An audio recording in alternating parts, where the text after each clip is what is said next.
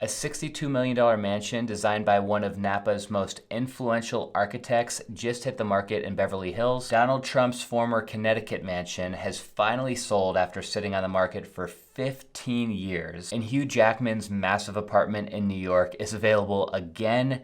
He's still trying to sell this thing. We've got some cool stories to dive into today, and if you're new to this series, my name is Scott. We call this one Scott's Market Watch, and in this series, we dive into some of the top celebrity real estate headlines from the last couple weeks. First story of the day, Travis Kelce is doing some major renovations to his $6 million mansion outside of Kansas City.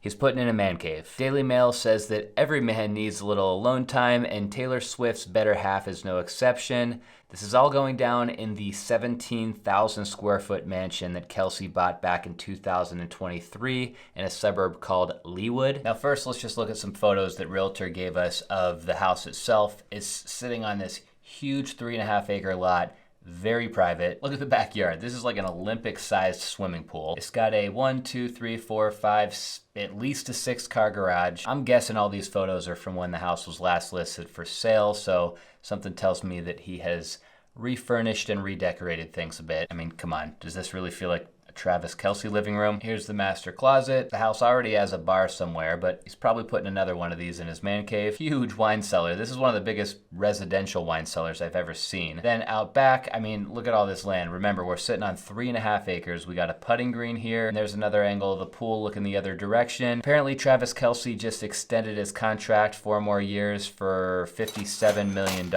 and so yeah, this house was already expensive, but I guess he can afford to do a little remodel here. The Daily Mail is actually who reported that these renovations are happening. It's a 396 square foot underground den that he's in the process of building. I mean, these construction photos on the patio, let's be real, this doesn't show us much. What are they doing? Like cutting up some baseboards and some tile, maybe? Apparently, whoever came out and took these photos, though, said that the construction teams were spotted doing excavation work. A basement floor is being dug up and lowered by 2.5 feet. That's a pretty unusual modification. We don't have a lot of basements out here in Arizona, so I'm not familiar at all with lowering the finished floor of a basement. That sounds like kind of a tricky construction move, to be honest. They're not giving us much more, you guys, and chances are we're not going to see any finished photos of this project because I highly doubt that he's selling this house anytime soon, but yeah. That's what's going on with Travis Kelce. Hugh Jackman is trying to sell his Triplex condo in New York again. This thing has been on and off the market for a while now. He's asking $39 million, and this apartment is kind of my favorite property on our list today. Hugh originally bought the property in 2008 for $21 million with his ex-wife, but after the divorce announcement, he tried to get rid of this property. He threw it on the market both for sale and for lease. It's an awesome condo, and even though there's a couple news outlets reporting on this story, I wasn't able to find it officially listed for sale yet, so maybe it's just like one of those pocket listing situations right now. Look at the living room. Like, could you imagine waking up to this every day? With all these windows, there is a ton of natural light in here. The ceilings have got to be like 18 feet high, and you've got pretty much floor-to-ceiling windows. A lot of times a spiral staircase can turn out a little cheesy, but this looks honestly really classy. Off the dining room, there's this huge fireplace and a piano.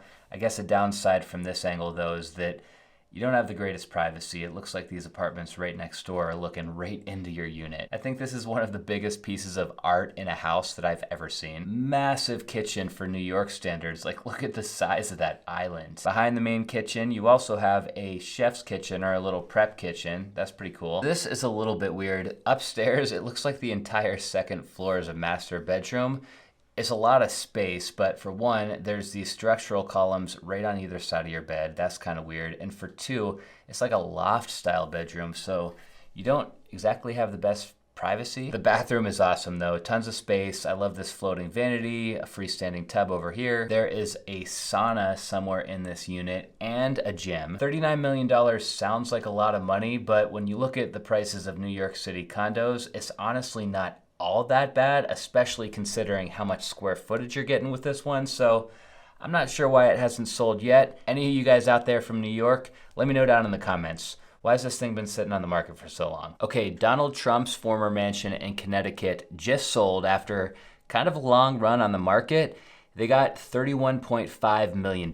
This home was owned by Trump and his ex-wife in the 1980s. Ivana kept the property after they divorced, and then she later sold it to the financier Robert Steinberg and his wife for $15 million.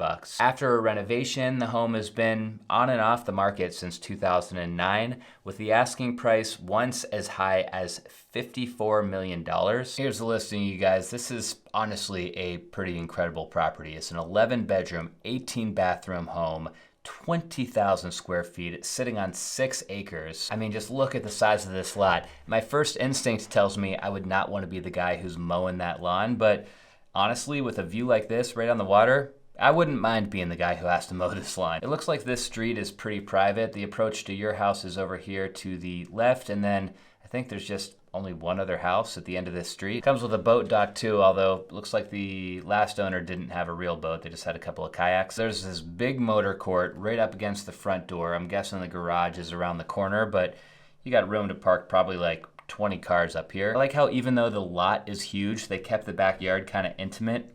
Like the pool is tucked right up against the house, and they have this little pony wall built up to just make it feel a little cozier. Another cool detail about this view is that you're not looking out just at the water. There's these little islands that are like staggered in the background. I don't know, it just breaks up the view. It's kind of nice. Of course, this house comes with a tennis court. Inside, we got one of those staircases that takes you up either side of the room. This always will remind me of Scarface when I see this feature. This house is located in that Greenwich area, I think is how you pronounce it. I've pronounced it Greenwich in the past, and you guys gave me some heat for that. But this area apparently is really popular for people who live in New York City, but they want an escape to another high-end area that's just a little more spread out and a little more private. At least as far as what I read in the description. That's what's going on here. Whoa, wild carpet in this room. This reminds me of one of Steve Wynn's properties. More wild carpet and upholstery in the dining room. And yeah, see, I don't like how busy this carpet is. When you've got a view like that, you shouldn't have finishes like this inside. You need to have the finish palette as neutral and simple and just like mellow as possible so that your eyes and your attention are drawn to the views, not like this wild print. Overall, beautiful house. There's plenty of space in here. You're probably gonna freshen it up, spend another $5 or $10 million making it your own. And then, I mean, this is a legacy property right here. This is something that probably stays in the family for generations would be my guess. So I said we're supposed to be talking about celebrity real estate news today. No celebrity associated with this house in Malibu yet, but it's a very cool new listing. So I just had to throw it in here real quick. All right, so this is pretty much as good as you can get as far as location goes. The house sits right on Pacific Coast Highway. It's a 3-bedroom, 3.5 bath, 3,000 square foot home. Not huge, but with a house like this, you don't need a lot of space inside. Of course, photo number 1 on this listing is out on the deck. You feel like you're basically floating over the waves. This is insane. And I've never seen this before, but inside of this house, they finished it with this like ocean blue high gloss tile. This tile honestly does kind of make it feel like you're sitting on top of the water when you're inside the house. I'm sure it's not for everybody, but they mellow it out by basically using white everywhere else. So we got white furniture, white walls, white cabinets, white countertops. Look, even the appliances are white. The color of that tile is almost the exact same color and sheen as the ocean behind it. People do this a lot with infinity edge swimming pools where you have the swimming pool set up and finish in a way to where it kind of matches the water behind it, whether it's a lake or an ocean or whatever. Doing it with tile is unique, but pretty awesome. Obviously, on a waterfront property like this, you're gonna do everything you can to put windows that are looking out to the water in every room. And on the upper deck off that living room, they use a really similar tile, so it gives you that indoor-outdoor feel. They've made this one a little more matte though, I'm assuming, so it doesn't get too slippery when it rains. For $10 million, I don't know. I think it's a pretty reasonable price given the experience that you get in the location. Let me know what you guys think. If you had the money, would you pay $10 million for this house? On to our last listing of the day. We have a house in Beverly Hills that just hit the market, which was designed by one of Napa Valley's most influential architects. His name was Howard Backen. This one also is the most expensive listing of the day. Check this place out. 6 bedrooms. We've got about 12,000 square feet. Honestly, a perfect size in my opinion. They start us off with a picture of the backyard. Awesome backyard. I love it whenever you've got some mature trees in the backyard like this. It just kind of sets a good mood, and they cast a good amount of shade into the yard during the hottest parts of the day. Like, look at that. I could totally imagine just hanging out here with some friends eating dinner.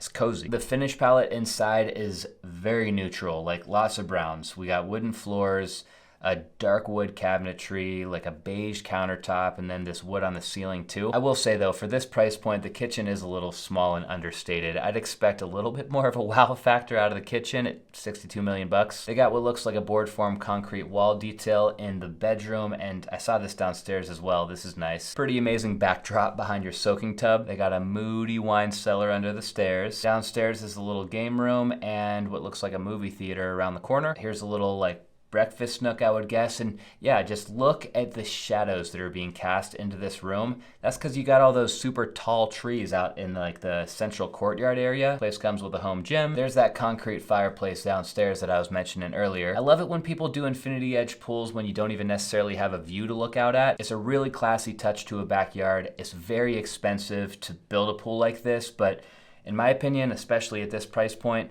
it's money well spent. That's a wrap for today's episode, you guys. If you enjoyed the episode, don't forget to hit the subscribe button down below before you go. I'll see you guys next time.